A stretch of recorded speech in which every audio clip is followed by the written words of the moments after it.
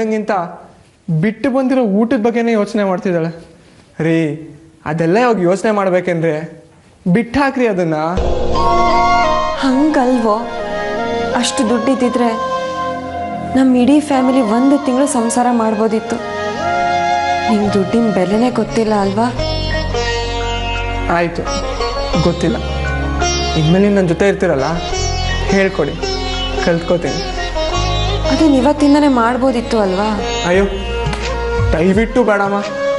ಆಮೇಲೆ ಎಲ್ಲದಕ್ಕೂ ಲೆಕ್ಕ ಹಾಕಿ ಹಾಕಿ ಫುಟ್ಪಾತಲ್ಲಿ ಊಟ ಮಾಡಿಸಿ ಬೀಚಲ್ಲಿ ನಿದ್ರೆ ಮಾಡಿಸ್ತೀರ.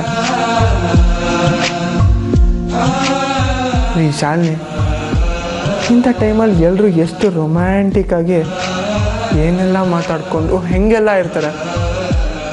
ನೀವಂದ್ರೆ ಒಳ್ಳೆ ಊಟ ದುಡ್ಡು ಉಳಿತಾಯ ಖಾತೆ ಅಂದ್ಕೊಂಡು. ಸಾರಿ, ನೀನು ಅಂದ್ಕೊಂಡಾಗೆಲ್ಲ ನನಗಿರೋಕ್ಕೆ ಸ್ವಲ್ಪ ಕಷ್ಟ ಆಗ್ತಾ ಇದೆ. ಯಾಕ್ರಿ? ಫಸ್ಟ್ ಟೈಮ್ ಲೈಫಲ್ಲಿ ಇಂಥ ಸಿಚುವೇಶನ್ ಬಂದಾಗ ಎಲ್ಲರೂ ಎಷ್ಟು ಎಕ್ಸೈಟಿಂಗ್ ಆಗಿರ್ತಾರೆ. ನನ್ನ ಎಕ್ಸೈಟಿಂಗ್ ಆಗಿರೋ ವಯಸ್ಸನ್ನು ನಾನು ಯಾವಾಗಲೂ ದಾಟ್ಬಿಟ್ಟಿದ್ದೀನಿ. ಯಪ್ಪ ರೀ, ನಿಮ್ಮ ವಯಸ್ಸಿನ ಬಗ್ಗೆ ಯಾರೀ ಮಾತಾಡಿದಿವಾಗ? ಅದೆಲ್ಲ ಬಿಟ್ಬಿಡ್ರಿ. ಇನ್ಮೇಲೆ ಹೊಸದಾಗಿ ಫ್ರೆಶ್ ಆಗಿ ಸ್ಟಾರ್ಟ್ ಮಾಡೋಣ. ಓಕೆನಾ?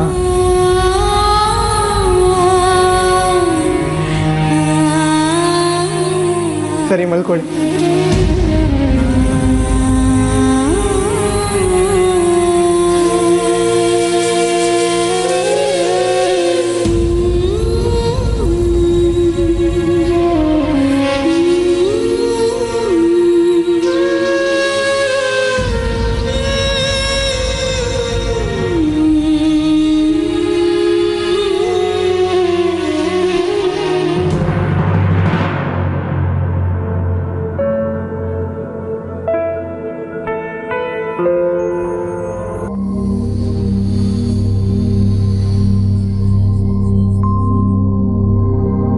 ರೀ ಸೀನಿಯರ್,